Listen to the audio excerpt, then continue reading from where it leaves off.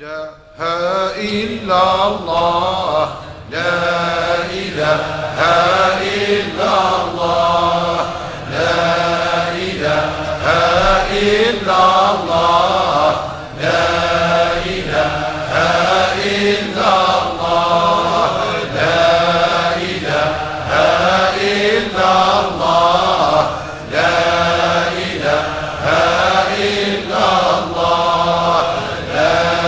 إله إلا الله لا إله إلا الله لا إله إلا الله لا إله إلا الله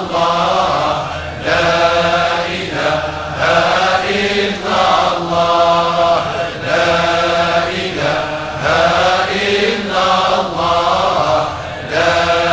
إله إلا الله لا إله إلا الله لا إله إلا الله لا. Et nous rappelle le sens profond de cette humanité, c'est que les mérites,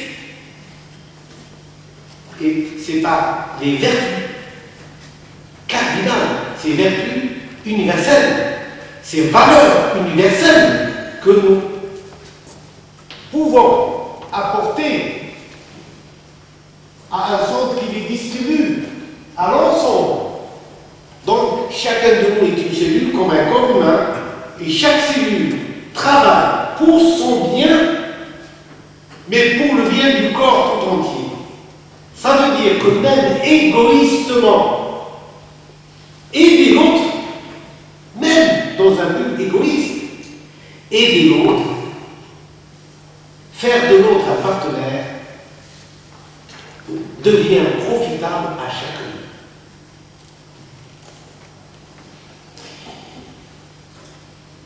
Doch es gibt ein anderes Modell, das Preismodell, das im Prinzip die Einheit der Menschheit darstellt, wo die Betonung liegt auf Tugenden, auf universelle Werte und wo der Mensch als Individuum seinen Beitrag leistet, ins Zentrum bringt und einerseits das Gute für sich selbst sucht, als Individuum, andererseits aber auch mit seinem Beitrag die Allgemeinheit, die Gesamtheit der Menschen, die Gesamtheit der Individuen im Kreis unterstützt und ihnen hilft. Auch aus einer egoistischen Sichtweise ist dieses Modell vorteilhaft, denn das bedeutet, dass wenn ich das Gute für alle möchte, ich auch selbst meinen Profit daraus ziehe. Ça nous aide à mettre en action une intelligence collective. Comment unir nos intelligences, nos moyens, nos connaissances, pour que ça profite à l'ensemble. Chacun, amenant son intelligence, ses connaissances, permet aux autres d'en profiter. C'est ce qu'on appelle l'intelligence collective. Chacun de nous amenant. N'oubliez pas que l'humanité avance depuis la nuit des temps. Et qu'aujourd'hui, nous sommes dans une phase de vacuité, de vide, dans une phase d'interrogation.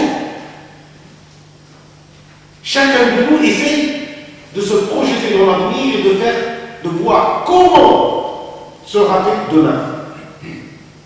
Dans ses théories,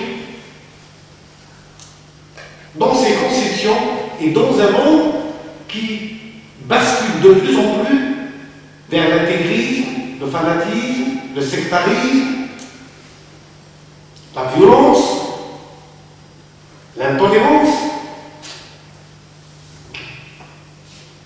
Que faut-il proposer au monde d'aujourd'hui, dans sa diversité, en respectant, et je le dis bien, en respectant la singularité de chacun. Chacun de nous est singulier. Chacun de nous est un être à part entière. Comment respecter la singularité tout en préconisant l'unité.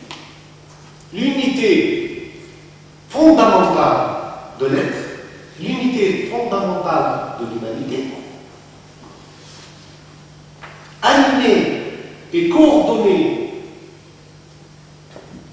une intelligence collective dont aujourd'hui la technologie nous permet de le faire. Nous pouvons être capables aujourd'hui de mettre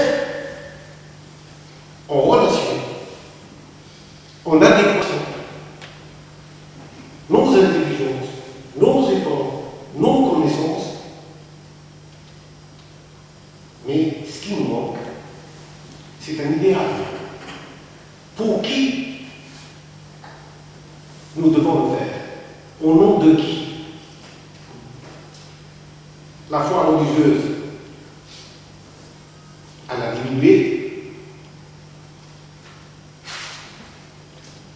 Les idéologies n'ont plus cours et n'auront de moins en moins cours. Alors qui va motiver chez l'être humain cet altruisme? Comment on dit l'altruisme en allemand?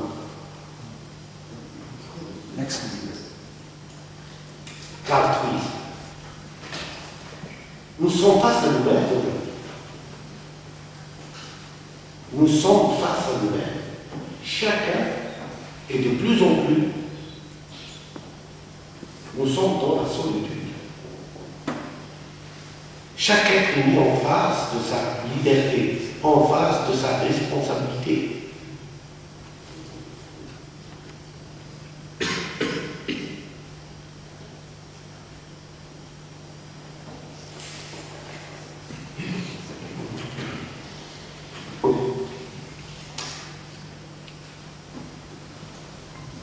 Dieses Modell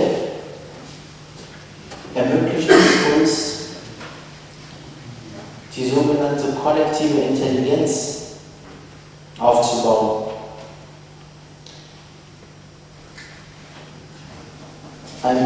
Wo ermöglicht wird, dass wir unsere Anstrengungen, unsere Mittel, unsere Intelligenz zusammenbringen und daraus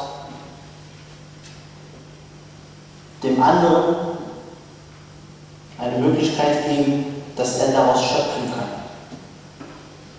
Wir dürfen nicht vergessen, dass die Menschheit heute voranschreitet und wir uns derzeit in einer Zeit der Lehre, einer Zeit vieler Fragezeichen befinden. Wie sieht die Welt von morgen aus?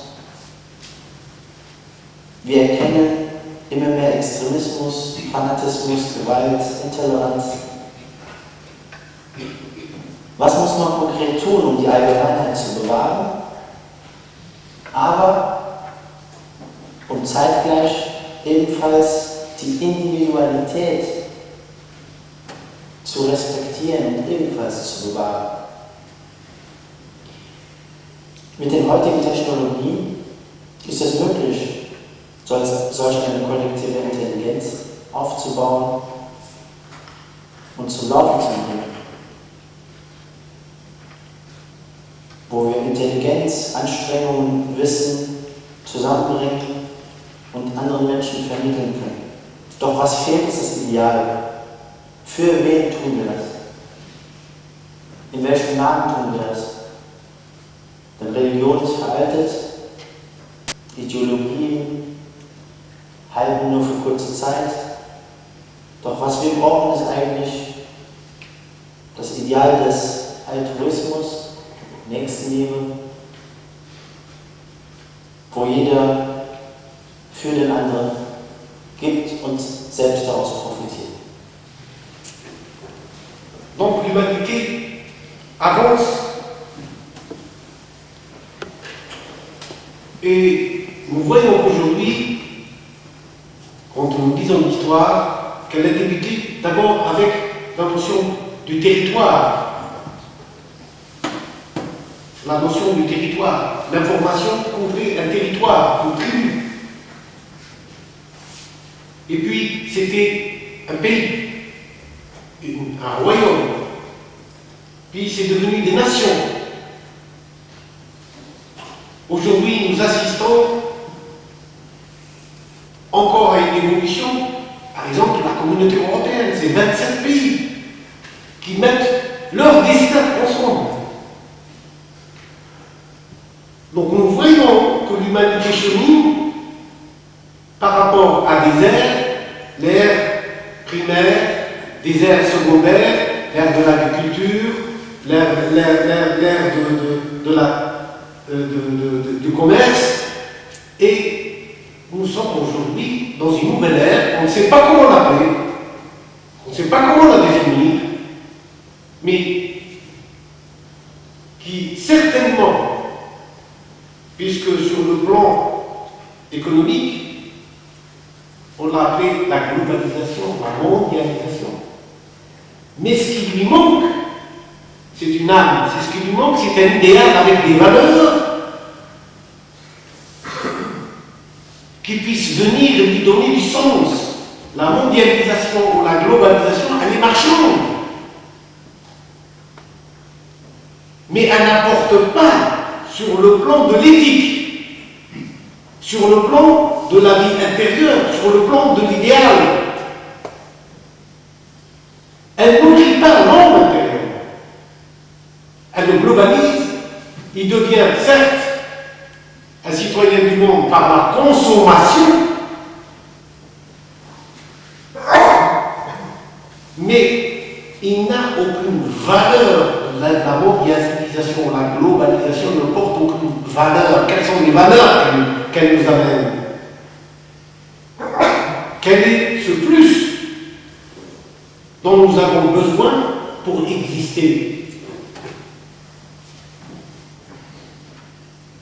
Et c'est pour ça que nous assistons à une forme de rejet, de peur. Nous ne pouvons pas la rejeter, nous sommes dedans, mais il y a une peur profonde. Une peur de se déluire, une peur de perdre ses repères, une peur de perdre sa culture, une peur de perdre son originalité, de se fondre dans la race.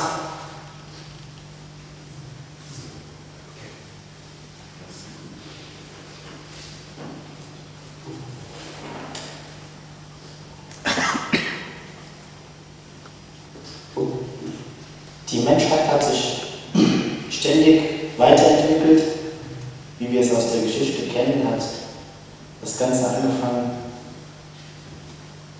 die Menschheit angefangen mit dem Gedanken des lokalen Territoriums, man hat anschließend ganze Länder gegründet, Nationen. Wir sehen heute, dass die europäischen Staaten sich zusammenschließen zur Europäischen Union, 27 Länder, die ihr Schicksal zusammenlegen in verschiedensten Sphären, Wirtschaft, Agrikultur und. Und eine neue Sphäre ist ebenfalls geboten. Wir nennen sie Globalisierung. Doch was ihr fehlt, ist ein Sinn. Ihr fehlt eine Ethik, ein Ideal. Sie befriedigt nicht den Menschen von heute. Wir sehen in ihr eine reine Konsumgesellschaft, doch sie beinhaltet keine Werte. Und sie bringt für jeden Einzelnen Angst mit und bis hin zur Zurückweisung. Aber zurückweisen können wir sie nicht. Doch eine große Angst ist zu sehen, wo jeder Einzelne Angst hat, seine Identität, seine Kultur und seine Einzigartigkeit zu